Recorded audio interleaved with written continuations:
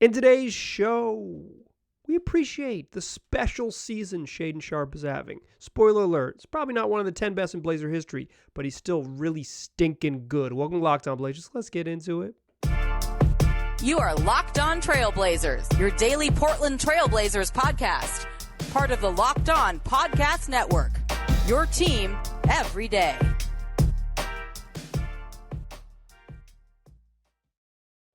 What up, world? It's your past first point guard and Trailblazers reporter, Mike Richman. You are listening to another episode of Locked On Blazers, part of the Locked On Podcast Network, available wherever you get podcasts and also on YouTube. Coming at you every single weekday. Make it your first listen Monday through Friday. Tell your friends to do the same. It's Locked On Blazers, your team every day. Today's show, we're going to appreciate.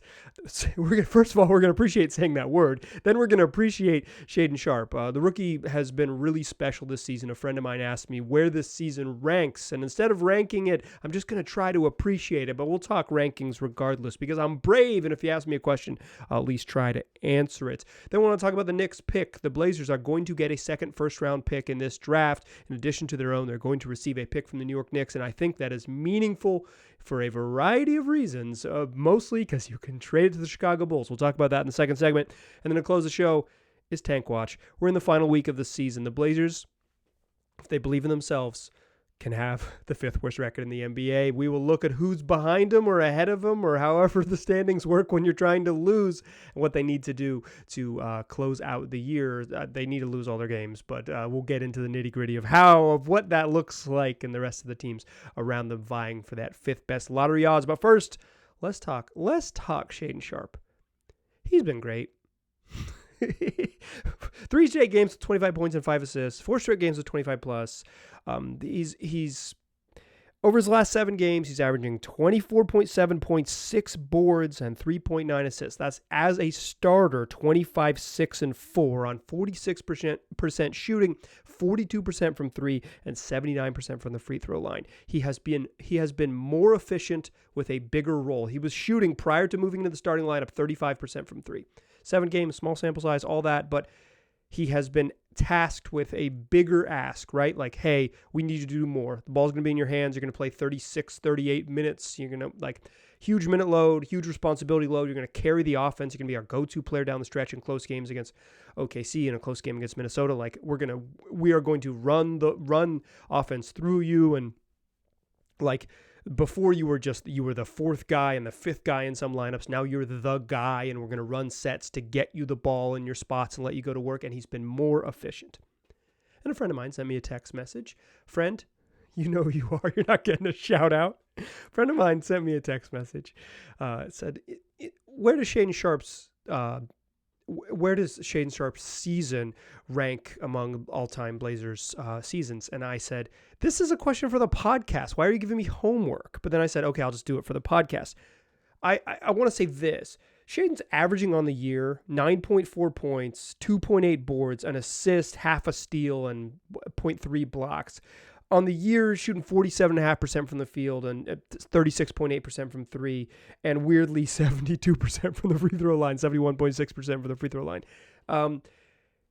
This is not a particularly special season by Blazers rookie standards. He's averaging 9.4 points per game. There have been 14 seasons in Blazers franchise history of rookies averaging at least 9.5 per game. So, this isn't like just sort of raw scoring. Not even in the top 15. Also, the Blazers have had 4 Rookie of the Years. The Rookies of the Year. I think it's actually how you say that. They've had 4 Rookies of the Year. Maybe it's Rookies of the Years. I'm going to go with that. They've had 4 Rookies of the Years. Jeff Petrie, Sidney Wicks, Brandon Roy, Damian Lillard. Petrie averaged 25 a game. The 70-71 Rookie of the Year. 25 a game. Sidney Wicks averaged 24.5 a game to go along with 11 boards. As a rookie, Sidney Wicks averaged 24.5 and 12, basically. 24.5 and 11.5. Shaedon ain't doing that. It's not winning. He's not rookie of the year like Wicks was. Brandon Roy was a vote shy of a unanimous rookie of the year. Shout out to Chuck Swirsky, who voted for Andrea Bargnani. Chuck, absolute basketball legend, and an incredible vote in the spring of 2007 to give Andrea Bargnani the rookie of the year voting when Brandon Roy had been like one of the 20 best players in the NBA. Even he was great. He's probably not that good. He was really, really, really good his rookie year. And Damian Lillard was straight up unanimous rookie of the year. Like, Shaedon's not in that level. Just if we're going down the list, Arvydas Sabonis' rookie year, he was great, but Sabonis was probably a few years removed from being the best basketball player on the planet when he arrived. Like, he was 31 when he showed up as a rookie and was like immediately very good, averaging 14 and a half and 8. Like, but he's 31. It's a different thing. Even Sam Bowie probably had a better rookie year than Shaedon Sharpe. Sam Bowie quietly had a totally reasonable career. He just he's not Michael Jeffrey Jordan, and he should have been. Rudy Fernandez, for my money, probably had a better rookie season than Shaedon Sharpe.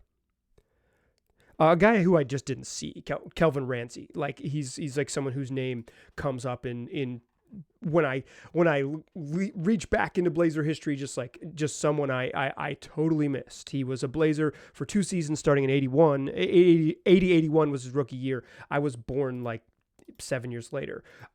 So I missed him. I was also born on the other side of the country. Didn't see him, but like, Ramsey was great as a rookie, averaging 15 and 7 assists. Like, he was, that ain't Shaedon. I think you can argue Michael Thompson was also better as a rookie. He averaged 14.7 points and 8.3 boards. Like, that's 10 dudes who were just straight up better than but Shaedon Sharpe has been. I guess it's not even a top 10 rookie season for the Blazers. Rudy Fernandez, he averaged just 10 points, 10, 2 and 3 for Rudy, but he was like just a more impactful contributor. He was also like a pro when he showed up. He just happened to be 23 years old. Different measurement. I don't even know if Shaedon Sharpe's season is going to end up with him on a all rookie team. Like, I don't know if he's going to make first team or second team all rookie. And it won't be because of talent. It'll be because of production. And here like what I mean by that is, like, Shaedon Sharpe is clearly one of the best rookies in his draft class. If there was a redraft, which a listener asked me to do a redraft of it, like, I don't know that Shaedon Sharpe jumps up way higher, but I think you could argue that he jumps up higher. Like, I guess in some ways it depends on your feelings on Chet Holmgren or Jabari Smith Jr. But like, yeah, like he's pretty obviously been one of the best rookies in his class. He was drafted 7th. He's certainly no worse than that. Like, he's been really, really good. With the caveat that Chet Holmgren didn't play any games. So if he doesn't make the all rookie team, he just didn't play like crazy minutes. He's averaging like 22 a game now, and it's going to go up from there, but he obviously is playing a bunch at the end of the last 10 games of the season. He might end up on one. If he doesn't, I'm not going to freak out, because I am totally comfortable with how good Shaedon Sharpe is going to be. The production might not be there now because he didn't have this big role. He didn't start. He was, on a team that was fancy themselves a playoff team and not on like one of these teams that was destined to be here always, even though the Blazers may be destined to be here always. But what this reminds me of is when Anthony Simons took over last year, and it was like Ant, it ended up being 27 games with Ant in charge after January 1st when Dame went down. And from that stretch, Anthony Simons averaged 23.4 points, 2.7 boards, 5.8 assists, shot 42% from 3 with the ball in his hands a bunch. Averaged 24, 3, and 6, playing big minutes as the lead guard. It was like, you didn't need all 27 games. After 20 games, it was like, yeah, every time he's going to be fine. He's going to be fine. He's really good and he can play.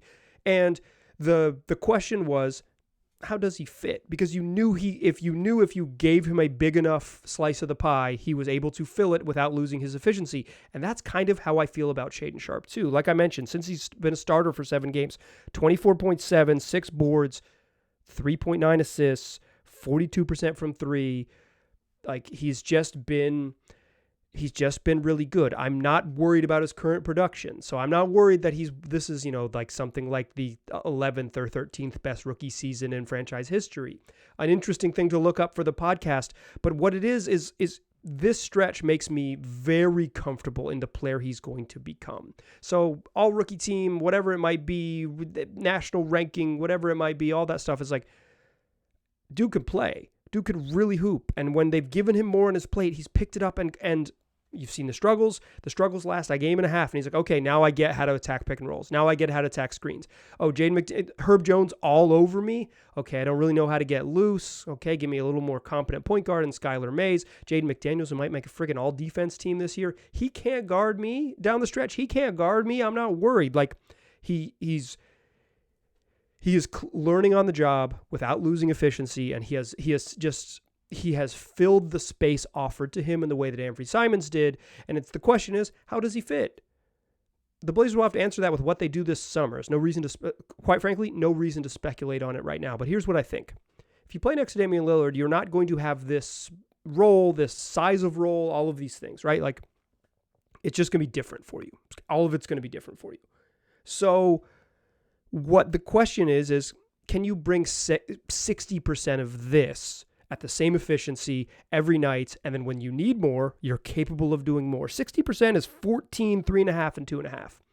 If in year 2, Shaedon Sharpe averages a comfortable 14, and he can scale up to score 28 when they need him, you're in a really good spot. I think if you were expecting him to score 20 plus a game in year 2 on a team that's like wants to be competitive to like win a playoff series, the ask is probably too big and you might get disappointed. You'll recall that Anfernee Simons probably got promoted. Peter Principle promoted a little bit too early and he wasn't ready, and it made Ant feel more disappointing. And when he was ready, he really seized it. I think Sharpe is on a faster timeline. He just looks more polished. He's better than Ant was at the same age. Like that's non-controversial. He's better than Ant was at the same age, so he might get there quicker. But if you carve out 24.5 minutes for Shaedon Sharpe next year, regardless of what his role, starting off the bench, whatever it might be. If he plays half the game next year because you need him and averages 14, 3.5, and 2.5, which is like 60% of the production we've seen over the last 2 weeks, he's going to be in a great spot. And I am very confident in him scaling to that 60% of his production. He's been really good. So a friend who sent me that text message, I know I told you I'd do it on the pod. I did it on the pod, dude. So I hope you listened. I know you did. I appreciate it. All right. I got more stuff for you, including the Knicks giving the Blazers a draft pick. That's what we'll talk about in the second segment. I think that draft pick's going to Chicago. Let me expand on those thoughts. But first, let me tell you about Game Time. Listen, buying tickets to your favorite events shouldn't be stressful. Game Time is the fast and easy way to buy tickets for all the sports, music, comedy, and theater near you. With killer deals on last-minute tickets and their best price guarantee, you can stop stressing over the tickets and start getting hyped for the fun you'll have. Listen, if you're trying to go and see the big events, right? Like say you want to go see the Taylor Swift stadium tour, or you're trying to go see Beyonce, or you just found out that you saved some money to set aside and you go see Drake. There's a lot of big concerts coming this summer all over this great nation. You might have to plan in advance and get really creative, but not with the Game Time app. Instead, Game Time has deals on tickets right up to the day of the event, plus exclusive flash deals on tickets for sports like football, basketball, baseball, and your concert needs, comedy, theater, and more.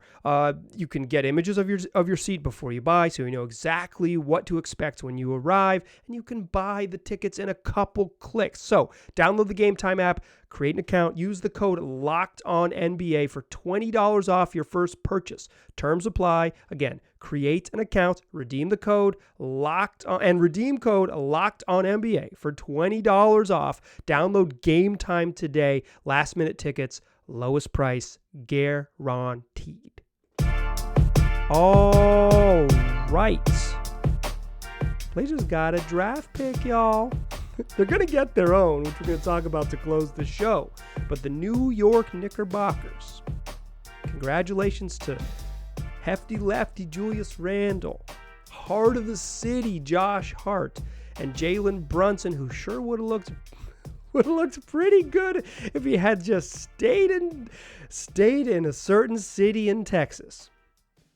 But all those dudes wound up. Villanova, the pride of Villanova, wound up in New York. Julius Randle bounced back from a struggle season where he was flipping off the fans to be a star yet again.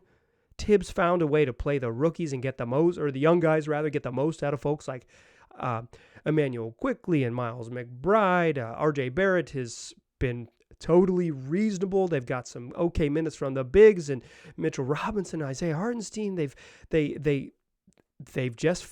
found a way to be a comfortable playoff team and officially clinched. They will not be in the play-in. They can finish no worse than 6th, thanks to a loss by the Heat and a win by the New York Knicks.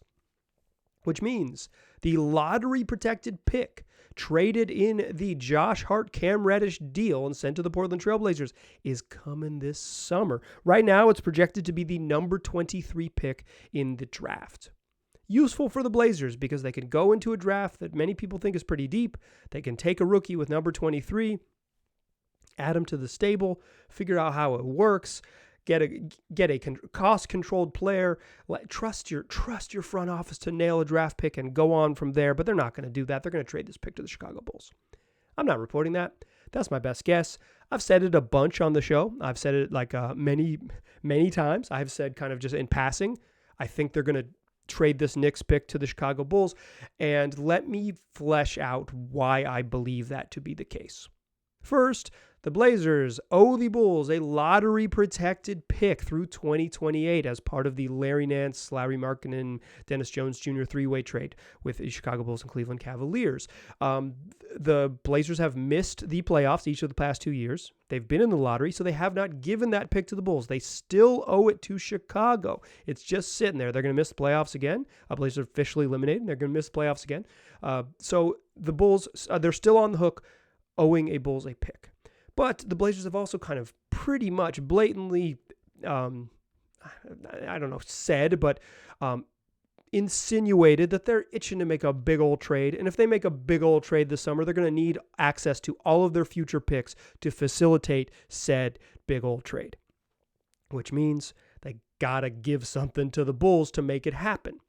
Now, the Bulls aren't really in a position to squeeze the Blazers. In the past, teams have maybe gotten like a second-round pick or some like moving up, like, hey, you owe us a pick in 2027. How about we give it to you in 2025? Call it like and kind of figure out the deal. But I think the Blazers might just be able to send something like a lightly protected second-round pick in this 2023, number 23 overall pick to the Chicago and get it done because the Bulls have real incentive to get themselves a stinking pick. First of all, no guarantee the Bulls make the playoffs, so they might be a lottery-protected team. And the Bulls owe, even if they miss the playoffs, they owe a top 4 protected pick to the Orlando Magic for completing the Wendell Carter Jr. Nikola Vucevic trade. The Bulls might miss the playoffs, get something like the 12th pick in the draft, and give it away to the Magic. That's bad news. They need a pick. But not only do they owe a pick this year, lottery protected or a top 4 protected pick this year, they owe a top 10 protected pick in 2025. So each of the next 3 drafts, 2023 and 2025, the Bulls owe their first round pick. In 2025, they owe it to the San Antonio Spurs to complete that DeMar DeRozan sign and trade from way back when. A pretty good deal for the Spurs to be sitting on a 2025 pick. Well done in orchestrating that one. But the Bulls, like, they're not very good. They're not very good. They're going to lose or have to decide what to do with Vucevic this summer. He's entering free agency. They don't have picks to trade because they owe a pick in 2025, or they owe a pick in 2023 and a pick in 2025. Like, they have real incentive not to hold out and say, you know what? Let's bank on the Blazers making the playoffs as a low seed next year, and let's get 17 in the 2024 draft. there is not much incentive for them to be stingy with this. There's more incentive for them to just get a first-round pick that they can either use or package to trade, because they also are an expensive roster with veterans that vastly underachieved this year. DeMar DeRozan and Zach LaVine are really good, but that team's not very good. They're not in a too dissimilar position from the Blazers. So I really do believe this is a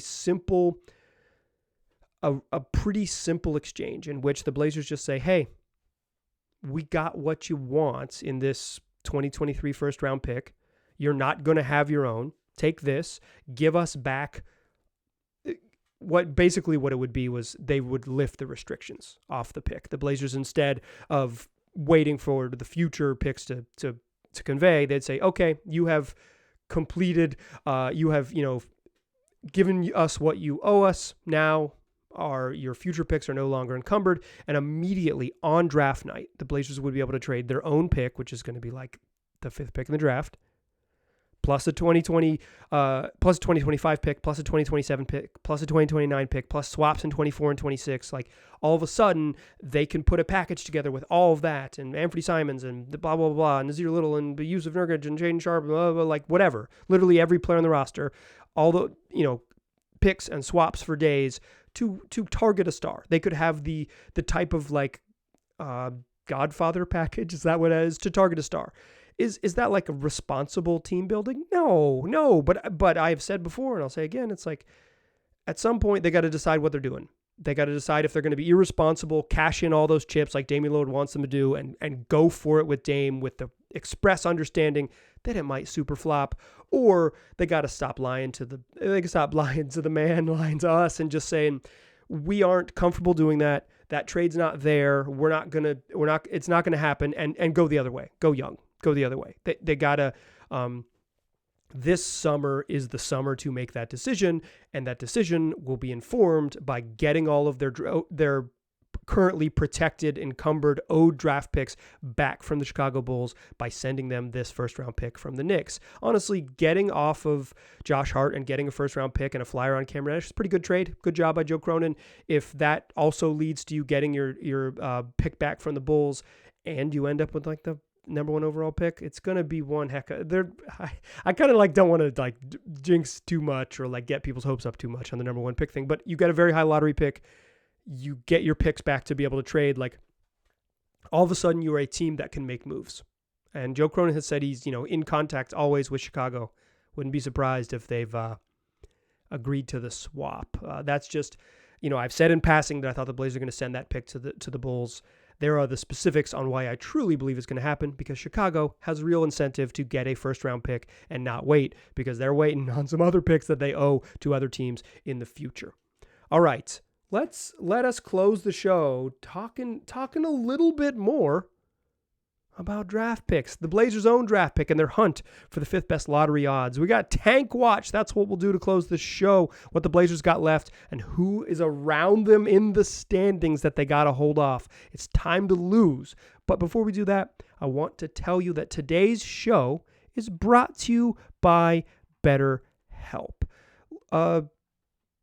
Listen, BetterHelp can be a solution for you during the challenges of life, whether you're experiencing a single traumatic event or if you're just trying to get to know yourself better, especially because we're always growing and changing. The sort of routine maintenance on your brain, therapy can help you do that. It's all about deepening your self-awareness and understanding, because listen, sometimes we don't know what we want or why we react the way we do until we talk through things. And BetterHelp connects you with a licensed therapist who can take you on that journey of self-discovery from wherever you are to where you'd like to go, or at least point you in that direction. If you're thinking of starting therapy, give BetterHelp a try. It's entirely online, designed to be convenient, flexible, and suited to your schedule. Just fill out a brief questionnaire, get matched with a licensed therapist, and switch therapists anytime for no additional charge. Discover your potential with BetterHelp. Visit BetterHelp.com/LockedOnNBA to get 10% off your first month. That's BetterHelp, HELP.com/LockedOnNBA. Still a pass first point guard. Still Mike Richmond. You're still listening to Locked On Blazers. It's Tank Watch. Blazers won a fun game on Sunday. They beat the Minnesota Timberwolves, and Shaedon Sharpe delivered down the stretch, scoring 8 of their final 11 points over the final 4 minutes. He was great. And I said then, and I mean it now, we're not going to poo-poo them for entertaining wins. We watch basketball to be entertained. That game was entertaining, seeing Shaedon Sharpe play in meaningful minutes and go score on a Jaden McDaniels, Rudy Gobert defended pick and roll with under a minute left to put the Blazers up 3 is something worth celebrating. Winning good, tanking important. The Blazers gotta lose.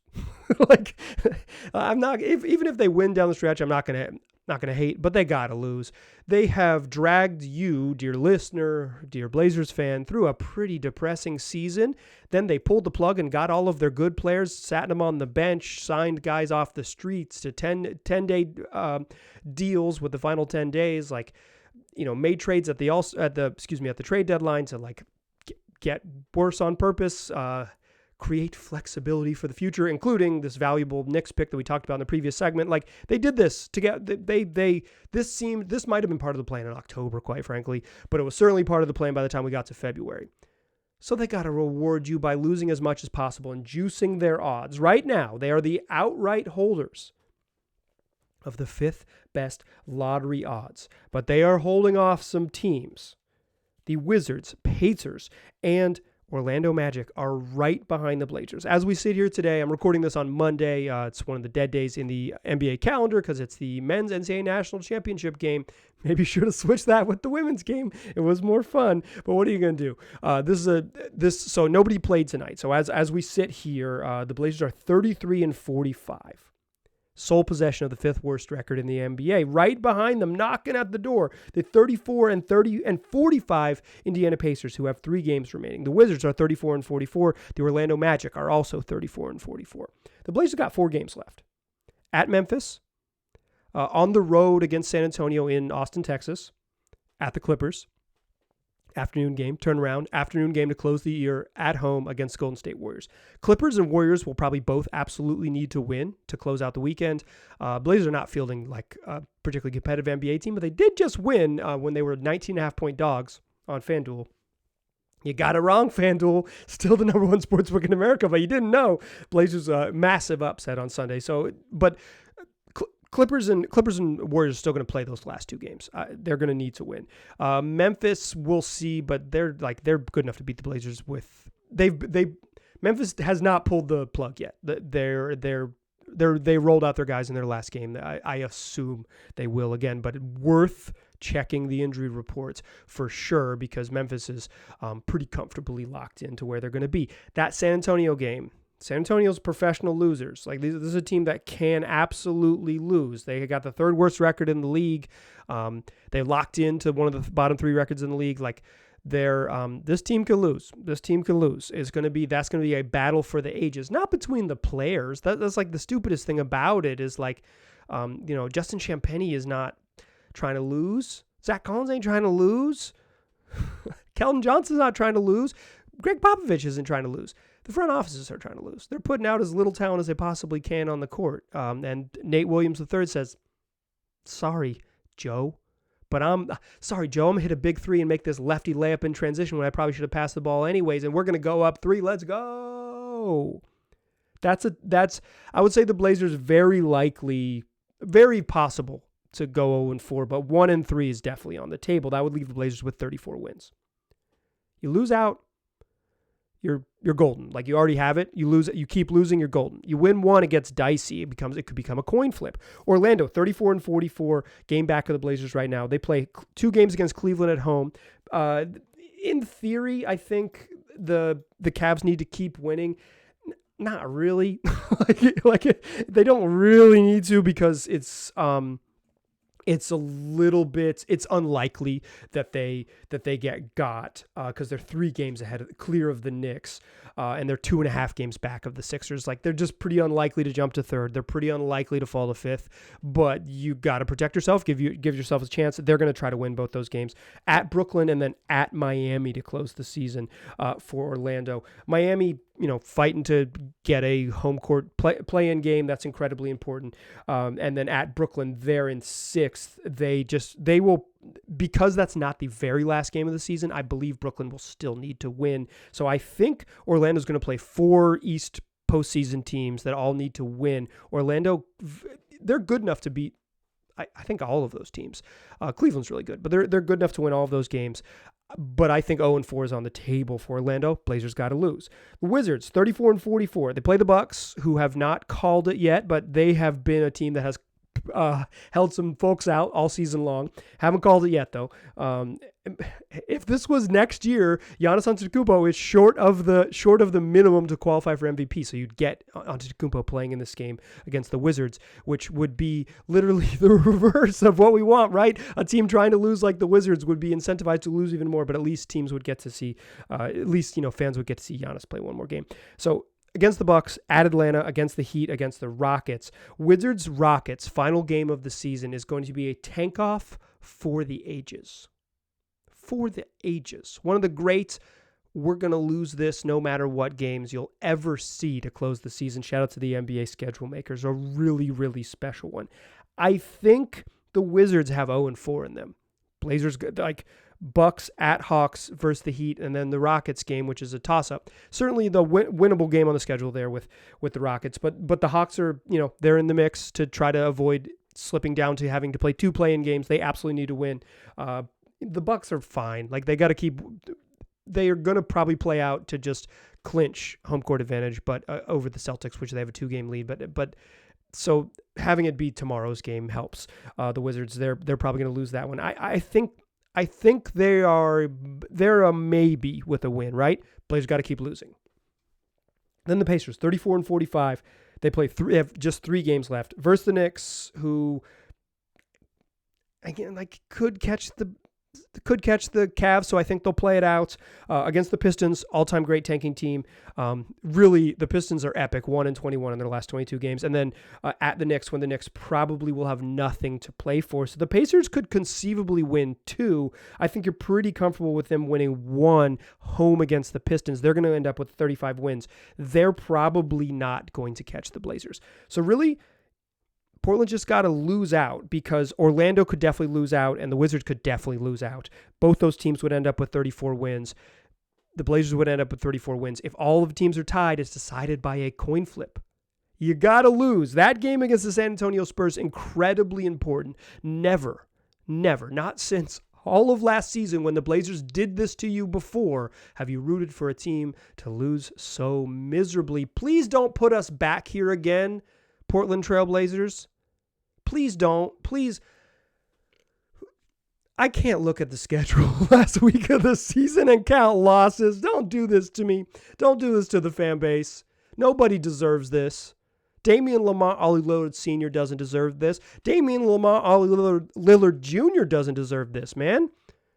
Nobody deserves this nonsense. Chauncey friggin' Billups doesn't deserve this nonsense. Let the man try to coach a good team for 82 games and let's give them a real shot. Please don't put us back here. Blazers got to lose. If they lose, they're going to have the fifth worst record in the league, the fifth best lottery odds, a greater than 40% chance at getting a top 4 pick, a greater than 10% chance of getting a number 1 overall pick. You got to lose.